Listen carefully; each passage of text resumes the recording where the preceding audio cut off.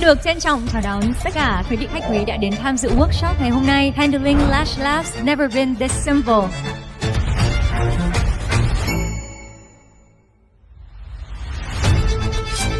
Xin chúc quý vị có một cái buổi hội thảo, một cái workshop rất là ý nghĩa, thành công tốt đẹp. Xin cảm ơn tất cả quý vị.